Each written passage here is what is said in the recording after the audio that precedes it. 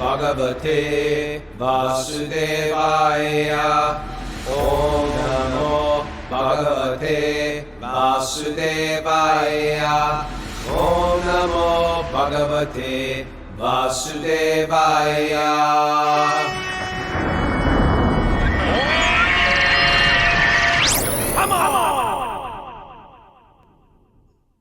Live from the nation's capital at Bhakta Henry's house. This is Wisdom of the Sages, a daily spiritual podcast with your host, Raghunath, and co-host and senior educator at the Bhakti Center in New York, Kaustubha Das. Welcome to the show. This is episode 1420, I think. Woo, I hit that. Here live with Miss Mara, spinning the dials. I got Bhakta Henry here. We're in D.C. And Bhakta Udi, who's following us around. It's the day over, the day after. It's we had a big Radhastami festival, the festival for the divine origin of all Devis, Srimati Radharani. And it was quite wonderful. First time I went to the Potomac Temple, and the new Potomac Temple. Oh my God. Yeah, the new Potomac Temple. Well, of course, me and Kaustubha schemed out. We were young men scheming out Wisdom of the Sages 35 years ago, laying on the ashram floor, thinking one day we'll come together and do a podcast. We're laying in our sleeping bags, and he grabs me by the hand. He goes, Raghunath, what's a podcast? A podcast is something in the future. It's more like a television show without television, but it's sort of television. And I said, just trust me, Kaustubha. I will lead you. And here we are, here decades later. So yeah, they built a beautiful temple there. I tell you, and you know when you're a brahmachari and you don't fully appreciate things, that neighborhood in Potomac is so nice. It is just like really, really upscale. You sound like you've become a little bewildered by it, right? I was just like, wow. No, it's just like I drove through there all the time. It's always been nice. But as a brahmachari, whenever you see something really nice, you train yourself to be like, this is like a big coffin. What are they doing without worshiping Lord Krishna and this, just worshiping in a giant coffin? And now you're like, I want one of those coffins. I wonder how many square foot that coffin is. But anyway, it was very beautiful. And I will say, Braj Bihari and the Nanda Vrindavan were there. And we had a Punk to Monk book table. I saw so many books. Joe Adamo was there, and Shanaz Om was there. I got to meet. I love going to places and meeting Zoomers and others. I met so many others yesterday, including a lot of Indian others, which I never thought like Indians regular. I guess we have a lot of Indians that come on Zoom, but I guess when you don't see them, you have no idea who's listening to your show. All right. A lot of the Indian community was like, yeah, so we listen all the time. Yes, very, very funny podcast. I'd like to hear the Bhagavatam. Yes, do not let Kaustubha push you around. Enough of him. I said, listen, he's a good man, Kaustubha. No. He's too tough on you. Look at Mary. See, she's rolling the eyes. She's going, Raghu. And then, of course, Gopi for Bhakti Yoga DC, and she brought her crew that's very, very God conscious, spiritually conscious, kirtan conscious. Gauravani was there. We sang together last night. It was fun. Wonderful, Raghunath. Out of control feast. Beautiful. Tonight we have a book signing. What's the name of that library, Henry? Mount Pleasant Library at 6:30 and the Shelter Place tonight. Great. Yeah, we're excited. The band's coming to town. All right. How are you? What did you do last night? I did temple hopping, New York City temple hopping. I hopped from the Bhakti Center and over to the Radha Govinda Mandir in Brooklyn. Aren't you a little transcendental bunny rabbit? It was nice. Hopping around. Beautiful. I wanted to see Radha in both places, Well, we didn't have a show yesterday, and we usually have Walk on Wednesday where we bring in somebody from part of our community that's doing something cool, pick their brain for 10 minutes, and we have a special Walk on Thursday today. Please unmute yourself, Mr. Dan Murphy. Welcome to the show, Dan. There he is. Hey, Dan. Hare Krishna. Good morning. Thanks for having me. Hey, Prabhu. Hare Krishna. Now, before we get to what you're doing, Um, we met a long time ago, right? Yeah. How old were you? I was 14. Oh my God.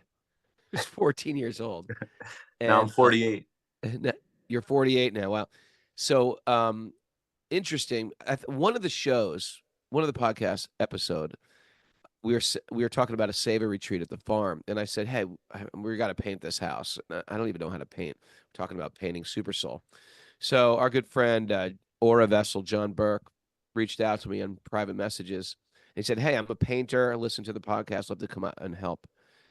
And so he came with all his gear and he started painting. We had Wow. a Sava weekend painting the farm. Then he was like, "Do you remember Dan Murphy?" I was like, "I'm not sure." He goes, "Dan Murphy used to come to the temple all the time. He was a little kid." And we grew up listening to Shelter and Prema, which was another Krishna core band at the Philly Temple. And I was like, God, I can't remember. I can't remember. And like Dan Murphy, you showed up the next week and everything clicked into place. Like, oh, okay. One of those sixth sense moments. Like, now I totally remember. Now I totally get what's going on. You were a beautiful, red-haired 14-year-old kid used to come to the temple all the time. And did you go into hibernation? What happened to you there? um, yeah, I was, I don't really know what happened to me. I just, yeah, drifted away, but not so, not completely. I would always go to the temple like once in a while. I would always go to Rath Yatra. Oh, really? Okay. I did a lot of traveling like in my 20s and 30s, and I would always like, try to go to a Govinda's. And yeah, I always had a picture of Krishna and Prabhupada, but Hmm. I was just, in Maya drifting around, Sure. And so then you admiring the came to devotees when I saw them. and then you came back to the farm. And then I just showed up at your farm one day. Yeah. That was beautiful. That was a beautiful That was a day. special day for me. Yeah. And we used to have such a fun thing going on at the temple back then, didn't we? Just gangs of kids would come and hang out. Yes. I was more able to go to Haryashva's place. That was more accessible to me on public transit as a kid. Right. The temple was hard for me to get to, but I would get there sometimes too. But mostly I would go to Haryashva's previous center there. And yeah, on the top floor of that Govinda's restaurant, we would really pack it in and And that's where memorable. very memorable for me too. Some of the best times of my life, and Henry was there as well. I think Hariash was still there. We were just with him last week doing kirtan, 1408 South Street. They have kirtans on Friday night, right? Yes. Yeah, incredible, incredible guy, incredible place. I'm still happy he's in my life. Happy you're in my life. Same. And you're an incredible artist as well. Besides being a yoga teacher, he's an incredible artist, painter, does big wall murals. And what else are you doing with Food for Life? That's what we're really here for today. Although I wanted to give that little backstory. Um, well, you want me to tell you how it started or? Please. Yeah. Please. Yeah, I mean, I was always, since being like handed a cup of halva at a shelter show when I was a kid, I mean, the component of food distribution within ISKCON and Krishna consciousness was always like, thought it was really powerful to me and to others. And I had heard Adi Purush Prabhu on the Late Morning Program, another Hare Krishna podcast. I had heard an episode with him on the Late Morning Program talking about he's been distributing prasadam in Tompkins Square for like over 25 years. He has a program going on 3 days a week there. And I was just so inspired by his interview.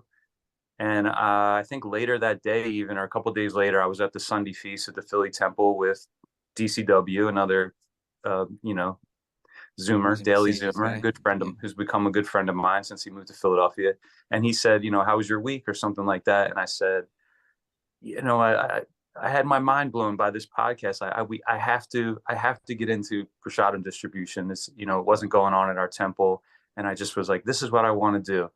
And he said, well, the conversation has already been started. Our temple president, Dronacharya, who's been great just in general, but especially with this project, they were a few devotees were already talking about it with Drona. And so we called Drona over. He said, hey, Dan's interested in doing this. Drona said these other guys are already talking about it. And, he said, let's have a meeting and let's have it going within like 2 weeks. He just, we got right to it. And Wow. That's Wow. great. Not just talking about it, just getting it done. yeah, Just he going out called the there meeting, he and set doing the it. time, and the thing is about it though, the few devotees that were talking about it, they were talking about distributing prasadam in this neighborhood named Kensington, which is known as the biggest open air drug place in our whole country. It's like literally a whole neighborhood of people selling, using drugs. It's wild. But anyway, so that was already chosen for me, kind of. That's So where you're doing it? that's where I'm doing it. Yeah. Oh God. So, yeah, there was some devotees that, they had spent some time down there. They felt strongly about that area. They wanted to get it going. And so that was kind of just given to me, but it was definitely the right choice. So yeah, we figured it out. And probably about 2 or 3 weeks later, we were out there, handing out prasadam. Changing lives, not just feeding bodies, changing lives. Since food is cooked with love and offered to Lord Vishnu, it's like associating with Lord Vishnu. They're getting so much benefit they don't even know. One bite of that food affects their spiritual consciousness. We have no scientific instruments to even measure the amount of spiritual benefit. And you're out there, maybe risking your life and giving. At the very least, if people don't even believe the spiritual significance, you're just nourishing people. I find there's like nothing more deeply satisfying than feeding someone. Every parent feels it. Everybody who's ever done Food for Life distributes it. That is beautiful. And people donate to it, or people the temple donates to it. How does it work? Yeah, right now, just the temple, we get donations from the congregation for everything that goes on at the temple, and we use some of that food. The cooks in the kitchen, very famous cooks we have at Philly Temple, cook the prasadam. It's the same thing every time. We have khichdi, halva, some kind of crunchy, salty thing to go with it usually, and we have tea in the winter and lemonade in the summer. But people are familiar with it, and down there, most of the other food is like, none of it's really hot. It's maybe just a sandwich and like a juice box or something. And then we provide, especially in the winter, we come with hot food. Sometimes we even do kirtan if we have enough people. We have a little book table. We have flowers. We have garlands. We really try to create like a whole environment. And it sticks out, is what I'm trying to say. You know what? It's different. It's different than just handing Different. out food. Like Yeah. you guys turn it into like a transcendental festival. There's something magical about devotees of Lord Krishna with garlands and flowers and music. It's like you're like not of this world. And it's so nice that you and a crew of other Zoomers, Wisdom Sages community are into that. Let's do that all over America, all over the world. Let's do I was it. inspired. If you're out there listening to the show, you can do it too. It doesn't have to be in the Kensington type of neighborhood. It can be anywhere, but find out how to do it legally, where you can distribute and do it. And I tell you, it's so attractive. Me and Kostuba got into Bhakti that way. Someone fed us, and then someone preached to us about the Bhagavad Gita. And there's only one thing nicer than giving it out. I don't know if it's nicer or not, but it's still nice. Receiving a plate of prasad, walking down the street. Would you like some prasad? What is this? Right, Kostuba? We were a little skeptical. Have you brainwashed this food? They might have. They might have brainwashed the food. It's like a long-lasting brainwashing pill. They put something in the food. It's been 40 years, and I'm still into this. It's funny when you hear people like they're all convinced about it. It's like, I've cooked it and distributed it myself. But you're telling me that I don't know what I'm talking about. There's some guy in a black cape comes in and just pours his powder in it. Here's the brainwashing stuff. Take 3 scoops of that. We got some hardcore non-believers. Yeah, it's amazing that like people can't fathom why would somebody be doing something without getting some type of kickback. There was no kickback. It was just it's just a gift of love. Yeah. Adi Purush had it's one of the things that really inspired me. He was saying this, that like, he goes up to people and says, he's not just shoving out sandwiches and past, moving people along. He's saying, welcome to breakfast. I made this for you. We made this for you here. You know, it's just like little things that just really change the whole relationship between you and who you're serving. And Yeah, Adi is a great example of that too. He just is heart's right in it, and when people just get committed to it, we have to get on the show. Also, is like Rupa Raghunath. Rupa Raghunath started that way in Vrindavan, doing that for the ladies of Vrindavan, the Sadhus. widows. Let's get him on the list. Go stupid to interview. He is him. on the list. He is on the list. See? Well, I mean, I'm he's on thinking our like list to you. reach out to. Huh? No, I'm thinking like you. Oh, there you go. So Dan, is there an ask here, or are you just sharing what you're doing here? no, I don't have any. I don't have any promotional items. Yeah, I would just invite. I'm skeptical of everyone. Now, what do you want from us, Dan? You want our money, don't you? I just want you to come to Philly and distribute prasadam with us if you're close by. Oh, That's all.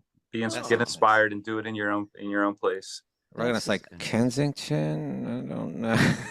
Hey, I will say about Kensington, people, it's crazy. It's visually crazy place, but everybody is so nice to us and so thankful. And the roughest looking people you could possibly, under the worst circumstances. Sure. And they just come up and are so kind. If one of them gets out of line, the rest of them are like, "Hey, no, this is a special thing." Like, that is beautiful. It's great to see. And I just wanted to say, DCW, Yvette, Connor, Amanda, Mike Dexter, Kelly Becker, Scott Plumbing and Heating, and John Burke, all people all great people. And they all come out with us. That's great. That touches my heart. Yeah, it's beautiful to look past the crazy, which drugs do. Everyone's got a little crazy in them. It's like it's part of just having a body. You get caught up in the gunas. But the drugs add a little extra twist of crazy, sometimes a big twist, sometimes a huge helping of crazy.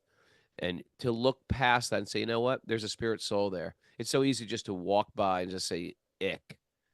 What are you doing with your life? Don't come near me. You guys are going right in there like surgeons and going right to the soul and feeding the soul. And it's so beautiful and so inspirational. Thank you so much, Dan. Got to say one more thing? Can you say one more thing? You can say, yeah. I don't, let's get on with the show. But I just want to say every time we go there, there's at least one person, maybe you hand a plate to someone and say Hare Krishna, or maybe they hear the Prabhupada chanting on the thing, and we always meet someone every week that's like, oh, Hari Rama. Oh, I know that. I've been to that temple, I know what I know Hare Krishnas. I remember that. I used to go to Hari Ashva's place, things like that. Every week there's somebody that says something like that. So we're waking people up that are already had an experience. I'm no expert at addiction or drug addiction, but it's not like necessarily these people were all had some another species. They're people, and oftentimes sophisticated middle-class people who for some reason messed around with a slippery slope, and it just drag them to a place where they've lost everything. And oftentimes they have a very interesting story. It's like, oh, well, I broke my leg and I got on painkillers, and then the painkillers led me to more painkillers, and then and next thing you know, they're addicted, and their own family members sometimes don't want anything to do with them because it's hard to deal with an addict. And then next thing you know, they get accepted by a tribe of other addicts. They're living on the street, and it's just such a beautiful way of cultivating mercy and compassion, and especially how the devotees do it with his, not with some ego behind them. We're not thinking, okay, I can save these people. It's more like I want to nourish these people and nourish their soul. And I tell you, distribution of prasad, if you've never done it, find people who are doing it, be a part of it somehow. Or what you can do, which is really beautiful, you can do it yourself. If you feel like, what is my contribution in Krishna consciousness? Maybe this is your calling in your hometown. You might be like, well, there's no temple near me. Yeah, okay, then start making some rice and whatever it is and offering it with love. And you're going to be amazed at how many people will contribute and donate to, because they see it as a very worthy thing. Thank you, Prabhu. We really appreciate it. Thanks for having me. I'm Thanks for glad you're everything you guys back in do. the fold after all these years. You were always in the fold, but I'm glad we're connected. And tell your adorable little daughter happy birthday, Margot. Thank you. I saw her little face come on the screen for a moment. Yeah, she wanted to say hi. Good. All right, Prabhu. Harry Bowl, and love to all the devotees in Philly who are contributing to that program. And Dronacharya Prabhu for supporting it, the temple president. Yes. Hare Krishna. All right, diving back in, Mr. K. Special All K. right.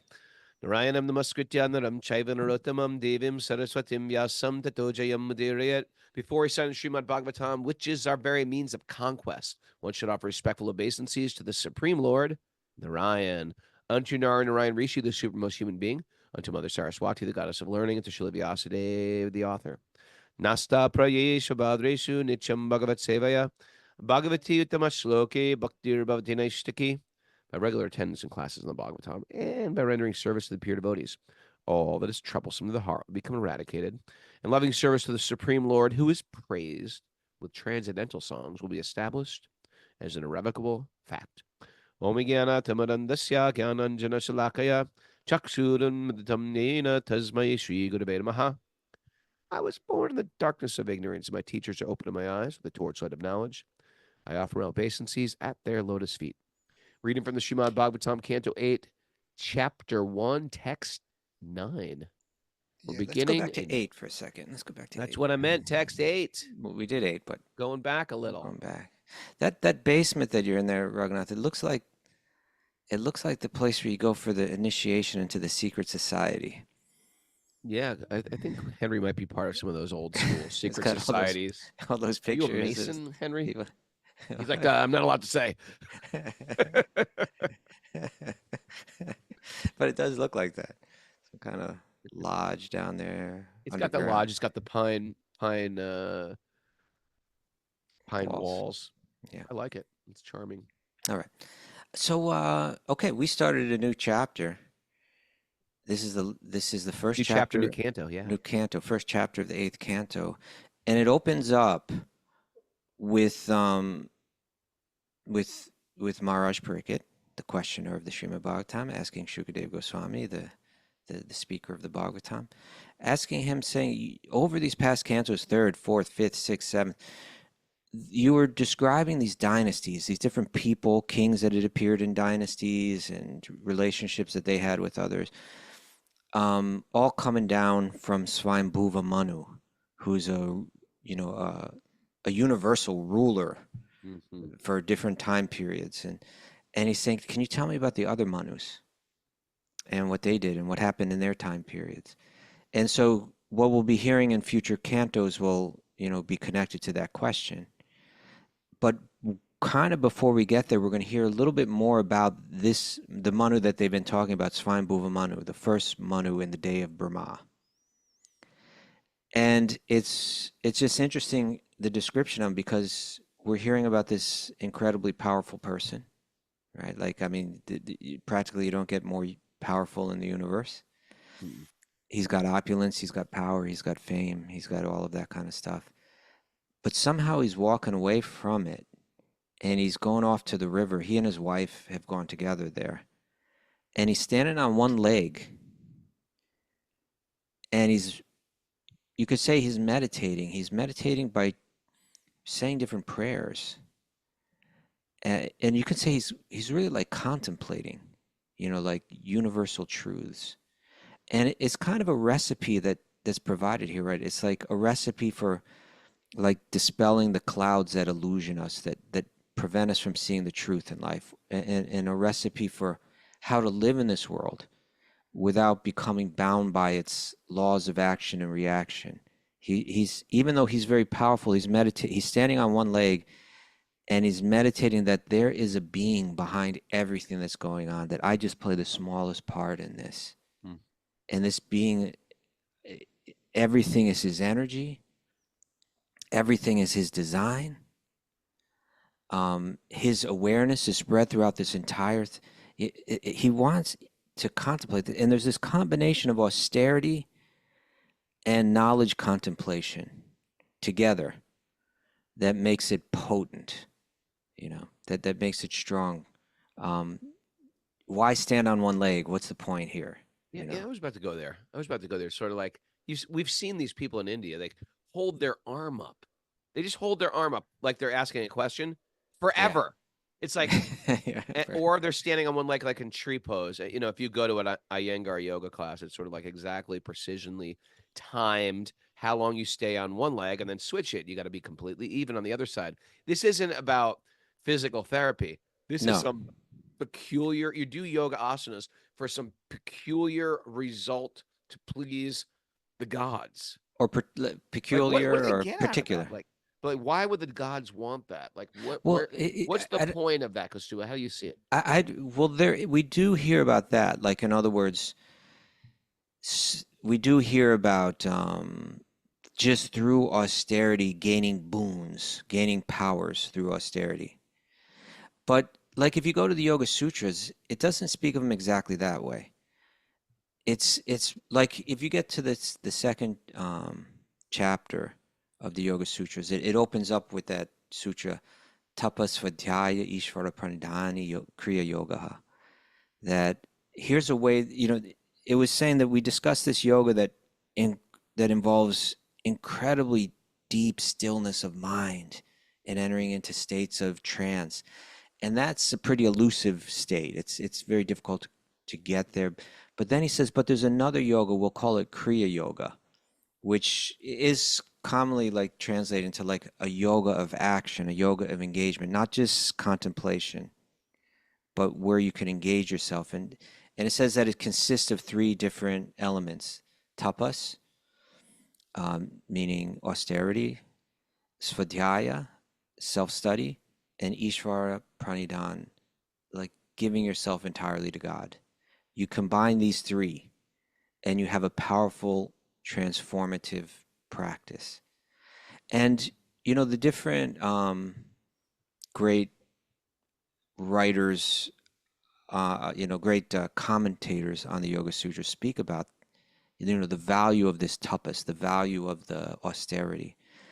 And the idea is that it's a means to counter the influences of rajas and tamas, the lower nature in one, and to help overcome the kleshas, the obstacles that stand in the way of our progress in yoga, and to kind of address the vasanas, the different subliminal imprints in the mind that are very deep there. That austerity is it kind of it's, I suppose, the most simplistic approach to life, and you could say the most animalistic approach to life, is just seeking comfort and pleasures through the senses. And the ascetic, who says, let me turn that off. I think that's clouding my vision. Not I only think that, let's flip it. what, yeah, I'm not going to turn it off. I'm going to do the opposite. I'm going to look for a tough place to sleep. yeah. I'm going to not eat. You want good food? You want fancy food? What's a good restaurant here? Imagine going into town saying, I want the worst restaurant. Give me the worst. Terrible food. With the worst service and the worst uncomfortable chairs and lousy decor. But this is just fundamental, and it's fundamental to spiritual practice. This understanding that let me not allow the clarity of my perception to be clouded by just getting lost in material comforts or material pleasures. Let me consciously, intentionally counter that by embracing some asceticism, by embracing some austerity.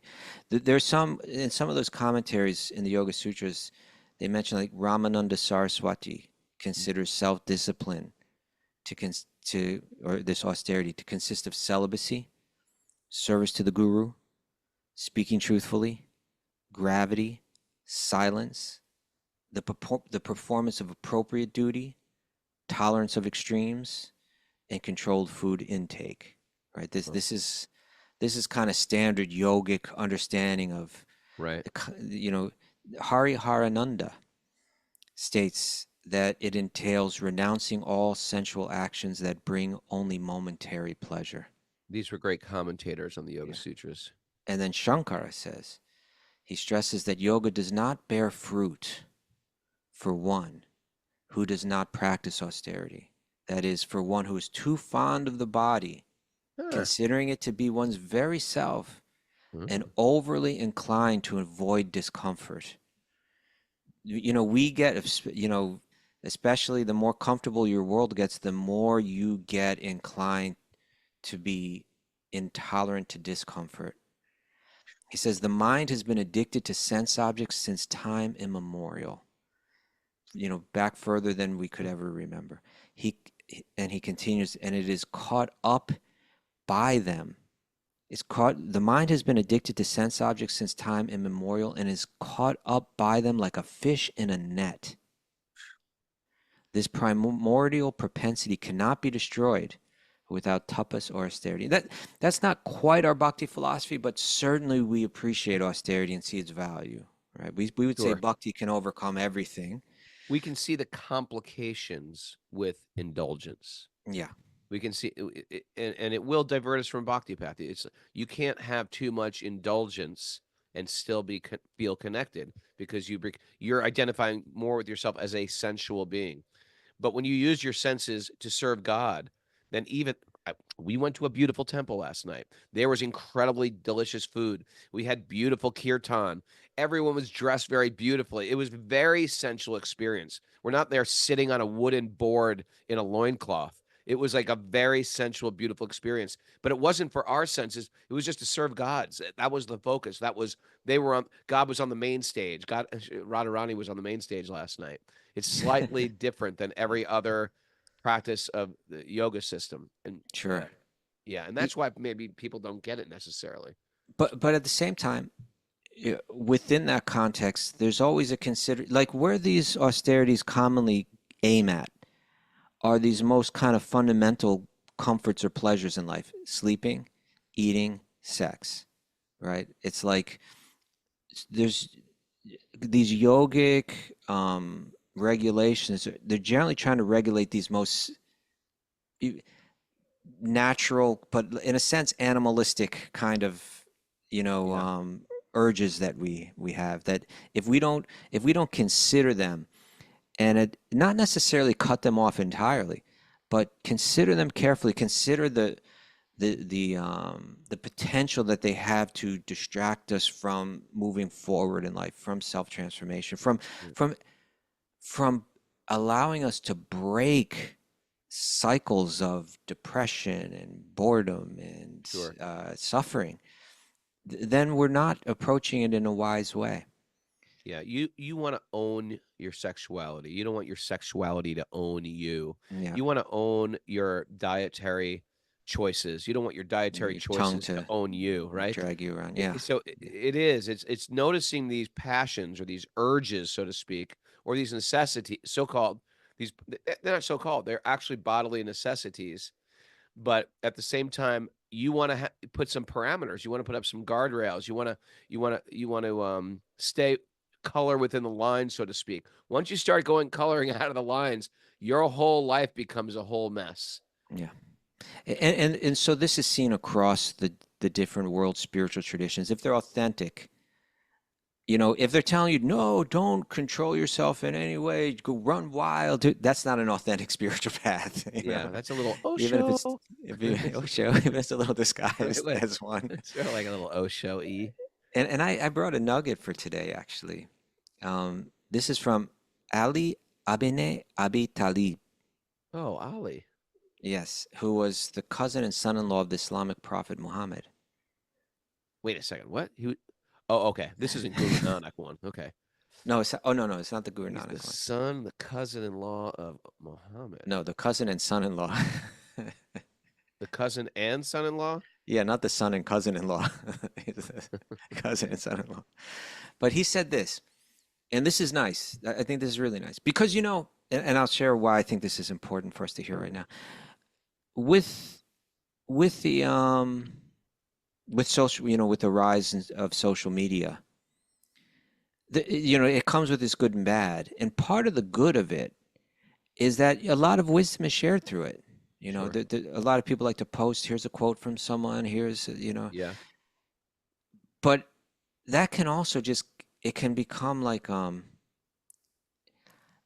it can lack its potency to transform us if we're just scroll, you get so much of that and it almost becomes meaningless at a certain point. Sure. So many quotes about what's wise and what's not, and this. Sure. But this what Ali has to say here, he says, with asceticism, wisdom bears fruit. Right. In other words, it's like let's put these two ingredients together. With this, and that's kind of like what the Yoga Sutras are saying. There's svadhyaya, there's self-study, but it's combined with some asceticism, some letting go, some regulation of one's life. Otherwise, you're an armchair speculator, but you're not getting transformed. We can all sit here and talk about wisdom, but if we're not going to actually learn that wisdom is meant to lead towards some self-control. And with that self-control, you're creating the fertile ground for that wisdom to really take root in your life. Sure. I say we don't just learn it, we got to live it. We don't just learn it, we got to live it. We got to apply it. And then all of a sudden it becomes real. It becomes, you start to appreciate it more. It's not just like, I'm going to read a book of, important ways to live or something. It's like quotations by Benjamin Franklin. No.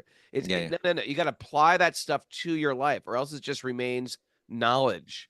For wisdom to come alive, for knowledge to transform to wisdom, you got to apply it to your life. And part of that application is letting go of certain things in life, and that may cause some momentary discomfort. Right?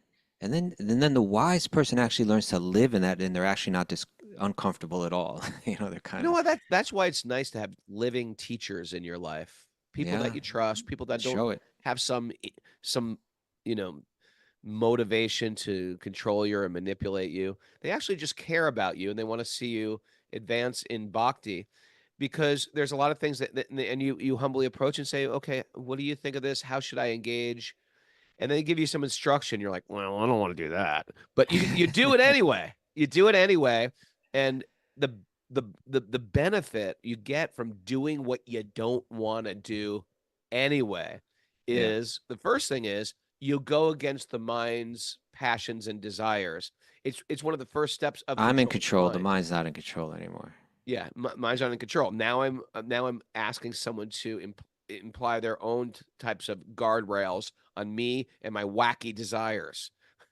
I always remember the story you tell where you got the order from your guru to one morning to walk around Vrindavan, right? It's like a 2-hour barefoot walk. It's in the cold. It's in my book. It's in my book. Yeah. And then you got back. That was really far out. That was like, I really enjoyed that. Why don't you do it every day? Yeah. I'm busy. I made 1,000 excuses. And then he asked me 3 times. And on the third time, I was like, okay, this must be a sign from God. It's austere, but you gain, that idea that I'm going to do this every day, even though it's austere. It just became a life transforming part of your, it transformed your life. Oh yeah. It changed the way I saw the Dham, the way I saw my life, because and it's exciting and it's fun and it's healthy, and you see people and you see things and you meet people, but there are days where you're like, it's rough on the feet. It's rough on the feet. Chased by a pack of dogs once. You know what I mean? All right. Yeah. Okay. So now this king with unlimited opulence and power, fame. He's walked out to the river. He's taken his wife with him. He's standing on one leg. And now he's contemplating. What is it that he's going to contemplate? What is it that he wants to combine with that austerity to take deeper root in his awareness? Now we get to hear his prayers or his meditations, his contemplations. Here's text 8. Text 9. Text 9. Lord Manu said, the supreme living being has created this material world of animation. It is not that he was created by this material world. Right? The Lord's separate from it, the creation. Mm-hmm. When everything is silent, the supreme being stays awake as a witness. The living entity does not know him, but he knows everything. Okay. So right off the bat, he's saying, let's not get things backwards. It's not that life grows out of matter, but there's a conscious intelligence from whom the material world and all of its laws spring forth. there's some conscious being that this is all coming from, and that this conscious being is outside the laws within this realm, right? Because he's saying he created the whole thing. Let me read it again. He has created this material world of animation. It is not that he was created by it. When everything is silent, that supreme being stays as a witness. Mm. In other words, he's talking about the cycles of creation and destruction, right? It's like the world, there's creation and the world becomes animated and there's so much going on, and then it's destroyed and it's silent. And then it's created again and it's animated and it's destroyed again and it becomes silent. There's a law of time that's forcing it to move through these cycles of creation, maintenance, and destruction. But he's outside that, witnessing it, untouched by it. So he's outside the laws of this realm, just like a computer programmer can create a virtual reality, and he can invest whatever laws he wants in that virtual reality. He can make it so gravity works so that everything goes up, or he can make it so that there's no time, like things don't grow old in that realm. And the programmer could exist outside the laws of the virtual reality that he's creating. He's saying that there's an intelligence beyond all of this, who's witnessing it all, who's created it and is witnessing it, and his awareness in that realm is complete, right? He says the living entity does not know him, but he knows everything. His awareness is spread throughout that entire realm.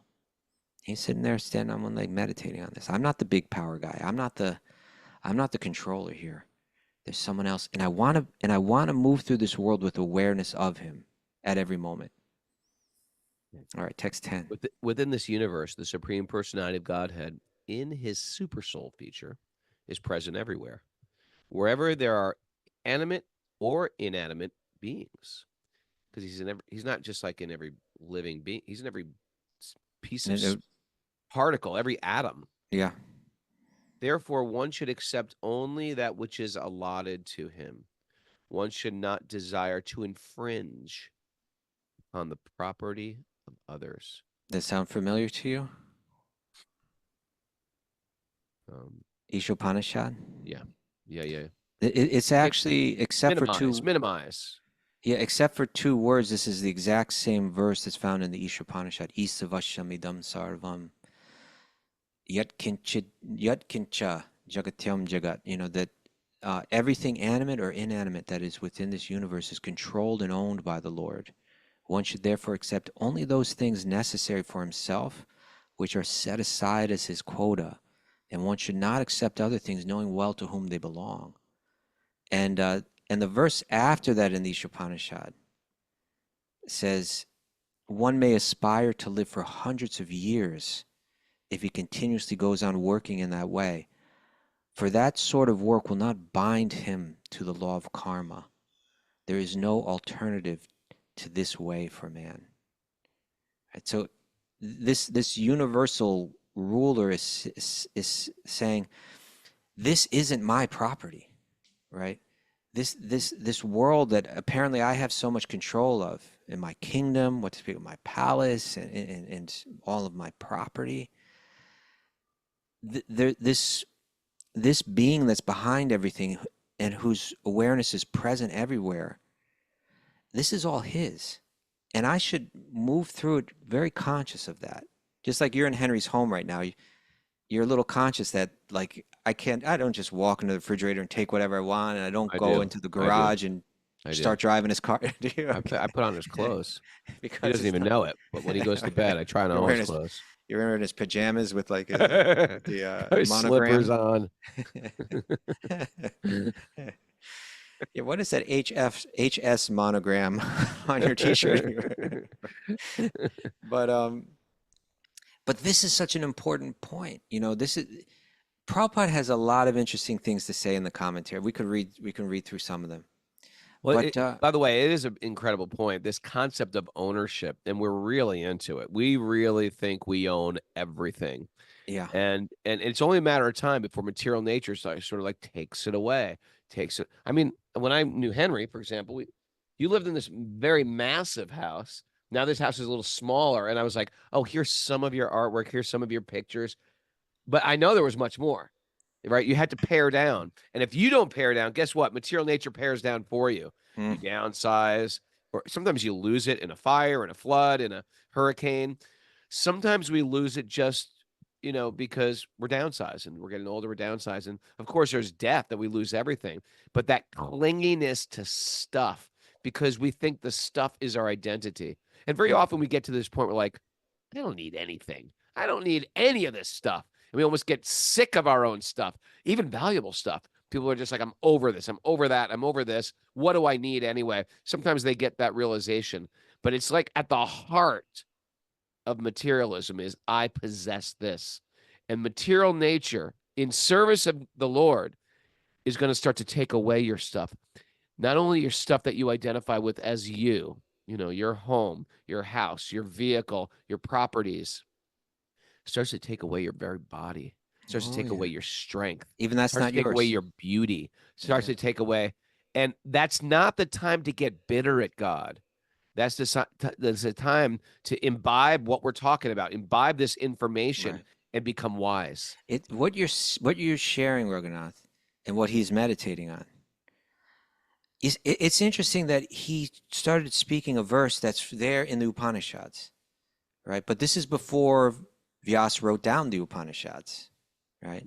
Yeah. But Vyasa was able to tap into them, like a radio signal. Sure. And so thousands of years later, he wrote them, in written form. Here's Swayam Bhuva Manu tapping into that same Veda, right? That same universal vibration of knowledge, and speaking practically the exact same verse. And what is the universal knowledge that's vibrating eternally, that, not created by man, but this eternal spiritual breath of God that's vibrating throughout all universes? Part of it is that none of this is your property, including even your own body. Understand that and you'll be free. Or buy into the illusion, take the blue pill, buy into the illusion, and then you have to fall under the laws of action and reaction that bring pleasure and then pain, and pleasure and then pain. Right? So Prabhupada says some interesting things here. He says, Swayam Bhuva Manu instructs that whatever exists, not only in the spiritual world, but even within this material world, is the property of the Supreme Personality of Godhead, who is present everywhere as the superconsciousness. And that's a principle that when your consciousness pervades something, it becomes, in a sense, yours. Just like we tell, like parents tell children, like, this is your body, and nobody has the right to touch it, or it's like that. It's like, or just the way that we respect someone else's body because their awareness is within that body, right? Like we have laws to protect our bodies because our consciousness is flowing through it. My body, my right.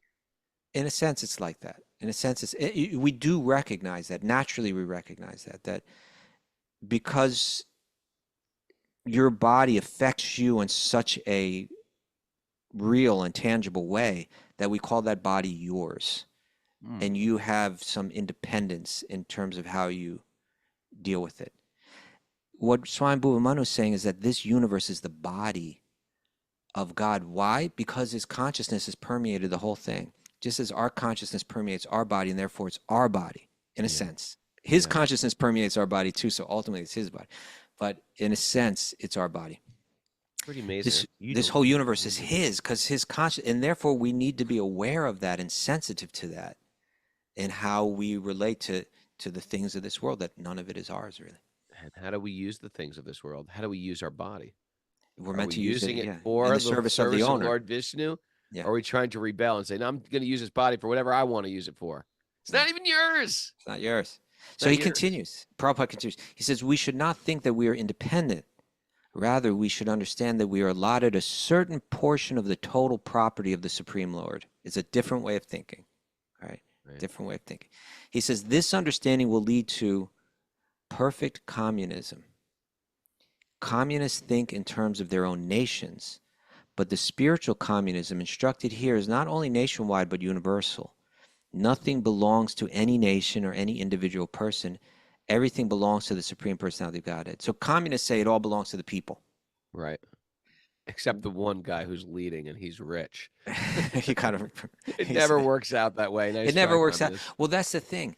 It's so interesting what Prabhupada is saying here. Is he's saying that, you know, there's always this tension between conservative and liberal, right? Conservative is like rugged individualism. This is my property. I earned it. I worked hard for it. I worked hard for it. I got my gun. I'm going to defend it. Back Stop off. freeloading And- off yeah, of us. If you want to and do it, get a job. go get a job yourself and do like I did if you want, you know, but this is mine. And then the liberal thing is, hey, we're all in this together. There's limited resources. We need to take care of each other, and no, everybody's not getting a fair shake. So we need to make sure and legislate a way that they kind of get a better fair shake. And there's truth in both. There's truth You know, in there's both. truth in both. But Prabhupada's point is you can't legislate it. Once you try to, it never ever works. We try to we try to go around, work around the enlightenment. Exactly. They You they know? want, like, okay, it's going to be for everybody, but we're not going to be. You got to get enlightened first, Yeah. or else your own material desires are going to creep forward, and it always. You see these communist countries; they always end in failure. Yeah. With someone both fully end in taking failure. advantage of everyone. Yeah, both end in failure, you know, because the liberal point of view is that if you're just convinced that this is all my property, what you end up doing is exploiting people, right? You become this capitalist that's like just sucking up all the resources, and you know, and that's going to ultimately people rebel against that too and tear that down. So there has to be enlightenment. In one sense, you could be the most successful capitalist if you have this enlightenment, or you can have a kind of spiritual communism, you know, a communal mood wherein we're all working with each other together. But legislation won't do it. It's got to have, it takes spiritual knowledge, like real knowledge, the understanding that Swayambhuva Manu is meditating on right now, you know, that like, ultimately, there's a supreme being behind all this. It's an illusion to think that anything is mine. Mm. I don't need so much to be satisfied or to be well in this world. I can minimize that. And there's enough for all of us with this enlightened consciousness. You know, there can be one model is you have successful capitalists that actually take care, you know, of the people that work for them. Because whatever success they have is built on the backs of those people as well. And there's a recognition and appreciation of that. But ultimately, there's an appreciation for them as a soul. You know, or you could have a more communal, you know, kind of model. But again, if there's not that enlightenment behind it, it's gonna ultimately become another type of tool of oppression. Yeah. Okay, then so probably That's it. That's the time. That's the time. oh man, okay. Well, we can come back to this 7:59. purport tomorrow because All right, let's do that. I gotta see if I can do the show tomorrow. What are you talking about? I got a show. I'm playing on stage tonight. What do you mean? Yeah, what but I'm we talking already about? planned And this I'm out. driving to Philly. That's I why we know. had a Last meeting where we night I was discussed like, this. I don't know how I'm going to do the show. All right. You know, we could do the show at 8. You want to do that? It's like I'm playing a show. I'm driving to New Jersey after the show. I think I need a break. I'm thinking it's not realistic. You We know, make an Raghunath, this announcement, is let really people know. not the place to work these things out. It's Yeah. not the time or the place. We'll post it on what? Wisdomofthesages.com. How do you post it? It's under announcements. Okay, check announcements. All right, you ready for some takeaways? I didn't tell you. I almost hit a bear on my motorcycle. Driving late at night on my motorcycle. A bear runs out in front I of the think it road. was just a big squirrel. A bear is just a big squirrel in one sense. How about that, though? How about that? It was a beautiful bear. I was actually just. It wasn't close. Like it was very close to me, but I had pulled over already to check directions. Got back on the road. It wasn't close. It was about 300 yards away. No, but I almost hit it. It was close. It was like 20 feet away. Okay. But I pulled over and then I started the motorcycle back up, and then this bear just crosses the street. I was like, oh my God. It was pretty cool. All right, on for Thank you, Raghunath. takeaways. Prashad distribution is a gift of love. The gift of love. Austerities counter the kleshas and rajas and tamagun. Mm-hmm. Don't let the clarity of perception be clouded by material comforts. It's really cloudy. Like it. The mind is addicted to sense objects since time immemorial. Think about that. Forever. Not forever. As if it's forever. Okay. Indulgence. What does that look? Give me that. Squinted. Indulgence spoils divine connection. Oh, yeah. It really can. Uh-huh. Don't let sex, sleep, and food own you. Raghu. Add self-control and apply knowledge for wisdom to bear fruit. Mix them together. Owned by sex. What? Excuse me? It's only a matter of time before material nature takes everything away. All right. Yeah. Even your desire to like, you know what I mean? Your desires get taken away too. It's like, there's a big plate of food there. I can't even eat it. I can't even eat that. Or sex desire goes as all your passions just, and it stays in your mind, but your body can't live up to your mind's desires. And then you get frustrated. Right. Learn it, live it, give it. Learn it, live it, give it. That's Raghu. Yeah, that's me too. And Who gets the and?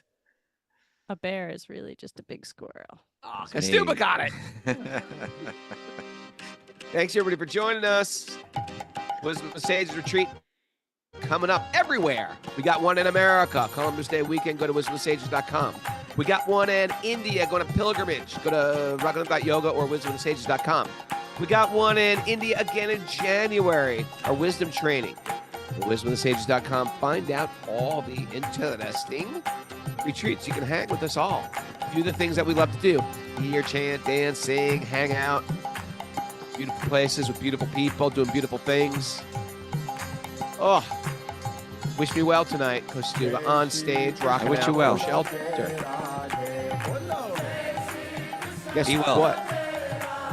I still got this picture of you in lederhosen, I don't know why. dancing around with little suspenders and little mini shorts. It says more about you than it does about me, Raghunath. And not only that, but I got to Henry's house. He had one of those lederhosen hats. What is that thing? Bavarian hat. We're going to get a Bavarian hat. Henry's got one. These are like, you get all different levels. I think he's got a high-end one. I used to have one. Does that mean that Henry was participating in a little Oktoberfest? Oktoberfest? Yes. Maybe. His old incarnations. I've seen the Oktoberfest in action. In Germany? Yeah. Have you Big gone there table. distributing books? Yeah, they got a big table and they got those big mugs. Big, big mugs. And the frothy beer tickling your mustache. Everyone's dressed in their old school outfits. Lederhosen, man.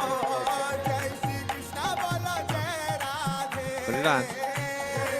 Oh, yeah, it works with the beard. It's pretty good. And then you get these little, you get a feather, and you get these little, I like these a lot. What do the pins represent? Let's see.